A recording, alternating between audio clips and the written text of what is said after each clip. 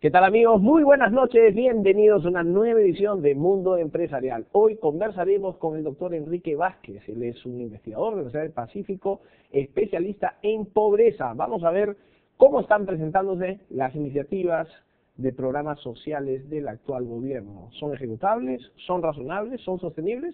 Tras la pausa lo sabremos. No se muevan.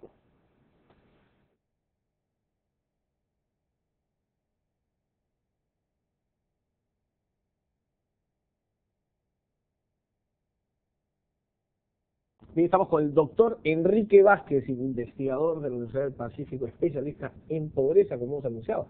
Vamos a conversar con él sobre las propuestas de programas sociales del presente gobierno, qué tan factibles son, qué tan ejecutables son, y la pregunta de fondo, ¿son sostenibles?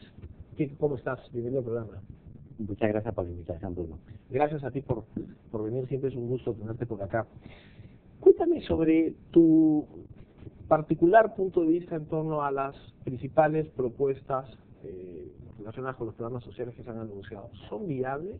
Bueno, yo creo que en el sentido que el gobierno tenga claridad la diferencia entre lo que es reducir la pobreza y aliviar la pobreza, podemos pensar que el objetivo de lograr el 20% de pobres en este país en los próximos 5 años es viable.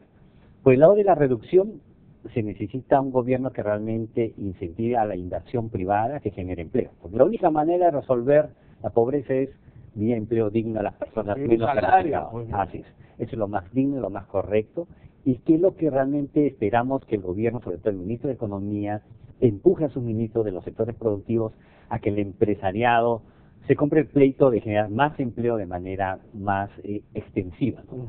El tema del alivio de los programas, de la pobreza, es a través de los programas sociales, ¿no? Y ahí nuevamente se necesita esta reforma, y yo creo que el planteamiento del actual gobierno de crear un ministerio de inclusión social puede estar en la ruta solo si se concibe la gestión por resultados.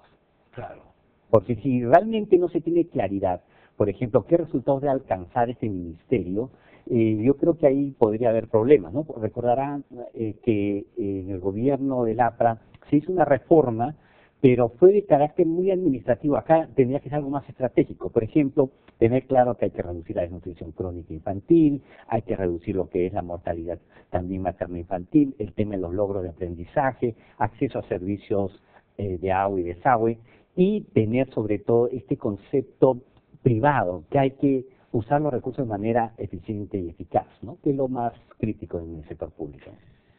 ¿Qué acerca de las filtraciones, Kike? Sí, bueno, las filtraciones lamentablemente es un problema que ya tiene décadas, ¿no? Es un problema porque estos programas se iniciaron con una debilidad institucional. En primer lugar, no tenían un adecuado sistema de identificación de beneficiarios. Entonces, yo creo que el gobierno actual ha recibido como algo positivo dos elementos importantes. Uno, que ahora todos los niños van a tener DNI, y con eso se va a evitar que más de 1.200.000 personas reciban el vaso de leche y no les corresponda. Entonces, claro, ¿no? Reciben vaso de leche en casa de 3 pisos, con 2 carros. Y además son adultos que no tienen las condiciones de vulnerabilidad nutricional. Entonces, sí es importante que, por ejemplo, este gobierno, sobre todo este ministerio nuevo que se está tratando de concebir, tenga un sistema único de beneficiarios basado fundamentalmente que todas las intervenciones tienen que estar entrelazadas alrededor del DNI, porque es la mejor manera de poder brindar, digamos, esta inversión social, ¿no? Hacerlo más rentable, porque finalmente lo que se quiere es que estos 7.000 millones, que como sabes manejan los programas sociales, pueda llegar a más gente y sobre todo a la gente adecuada. Claro, un concepto de eficiencia puro, ¿no? Ciertamente, porque cuando no se tiene claridad a quién hay que llegar y qué tipo de bienes y servicios costo efectivo se le debe brindar, entonces ahí hay un disloque, ¿no? Entre lo que se necesita y lo que se puede atender, ¿no? El otro sistema que es importante es lo que hay que proveer, es decir, esos bienes y servicios más costo efectivos, ¿no? Por ejemplo, el tema de la desnutrición, mucho se ha enfocado al tema de las raciones alimentarias. Ya todas las investigaciones te dicen que para reducir la desnutrición, el 48% del éxito se basa en que se eduque a la madre.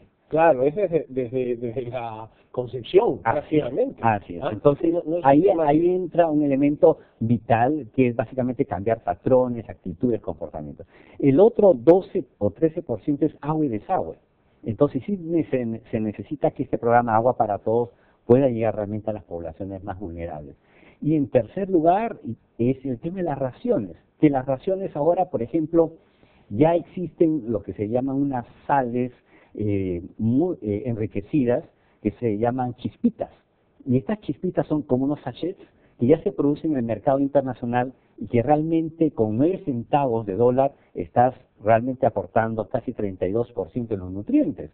Entonces, en vez de que tú estés preocupándote en comprar el arroz en un lugar, llevarlo al otro lugar, Claro. en el camino se van a perder. Tu chispita mágica nomás, ¿ah? Con las chispitas agregas, digamos, a los proyectos ya elaborados por las familias y ahí potencia justamente lo que es los nutrientes más importantes. Entonces, felizmente ya en el mercado internacional ya se han identificado estas intervenciones más costo efectivas, ¿no? Y la desnutrición, sobre todo crónica e infantil, hace que la pobreza no solamente afecte el presente, sino el futuro. O sea, ahí deja una huella indeleble. Cuando un niño, toda por la vida. ejemplo, a los 3 años es desnutrido, y ese niño va a tener una capacidad de absorción y de procesamiento de información muy limitado. Por eso es que, por ejemplo, el rendimiento en términos de comprensión lectora, es muy limitado y su productividad es baja. Como tú sabes y todos los televidentes saben, cuando una persona es poco productiva, sus ingresos marginales, o sea, sus salarios, son más limitados y, por lo tanto, su inserción al mercado laboral es mínima. Y la capacidad para nutrir bien a sus hijos. Es un círculo vicioso. Es un círculo vicioso y sobre todo, por ejemplo, el Súper caso perverso. de las niñas, ¿no? Por ejemplo, algo que debe puntualizar mucho, estimo el presidente Humala y su equipo, es focalizar mucho en la mujer y concentrarse en las adolescentes rurales. Porque mientras lamentablemente las adolescentes rurales dejan de ir al colegio, prácticamente a los 12, 13 años, y en otro lugar tienen muy limitada información y sus patrones de salud sexual y reproductiva son realmente preocupantes y llegan a tener el embarazo temprano y esos niños lamentablemente se convierten en víctimas justamente de esta desnutrición, de esta pobreza. Ahora, a mí siempre me llama la atención la capacidad o incapacidad, quizá más la incapacidad, para gestar políticas transversales en varios sectores. Por ejemplo, aquí tienes nutrición atado con educación. Se tiene un trabajo combinado, se ven ejercicios o esfuerzos, iniciativas que son consistentes una con otra, en función de un gran plan de desarrollo en contra de la pobreza. Mira, realmente el Perú ha avanzado mucho en conseguir lo que se llaman los presupuestos por resultados, ¿no? Que es un eslabón de lo que es la gestión por resultados. Ya existen algunas experiencias positivas, lamentablemente muy micro, muy meso, que todavía no dan el salto gigante de la madurez de iniciativas a nivel más macro, ¿no? Sobre todo que hay una gran preocupación, es que mucho tratan de tratar de resolver el problema presente del consumo vía raciones antes que más bien cambiar los patrones de las personas. Hay experiencias positivas en algunas regiones y hay experiencias también positivas inclusive del Ministerio de la Mujer que ya tienen pilotos donde el tema de cómo resolver la desnutrición, cómo gestionar los recursos han funcionado. Ahora lo que falta es la decisión casi política, porque económicamente hay dinero.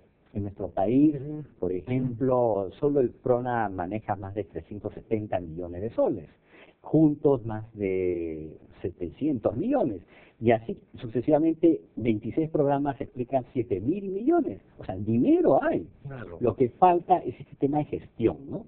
Por ejemplo, en este libro de Políticas Sociales, Nuevos Desafíos que la Universidad del Pacífico ha publicado, trata de centrar de que estamos en un momento muy especial en el país.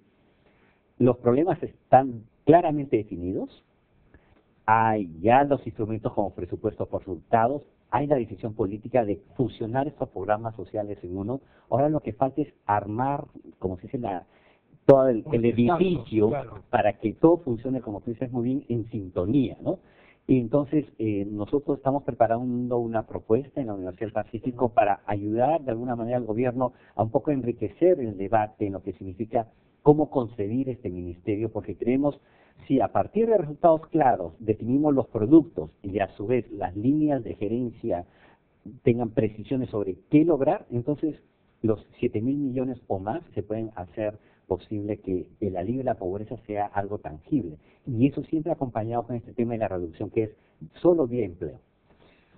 Sin duda, ¿no? Eso es que es el primer mandato, es un imperativo que tiene que entender. Acá lo que se necesita... Esto no es un tema asistencialismo, hay que generar inversión. Así es.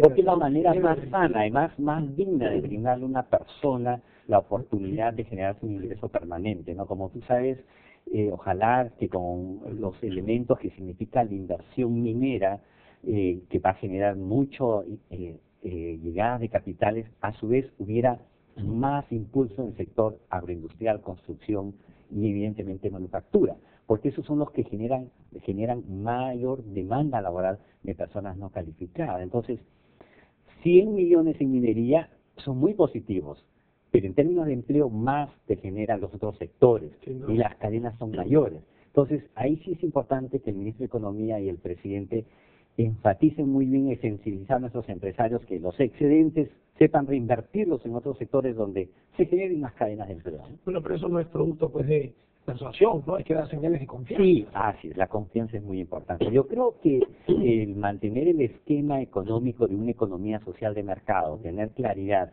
que lo importante es incluir a los pobres, no a través de prácticas asistencialistas, sino más bien incluir a los pobres mediante inserción en el mercado de factores y de bienes, es la mejor manera de combatir la exclusión social. Déjame hacer una breve pausa y regresamos. Regresamos con el doctor Enrique Vázquez tras la pausa.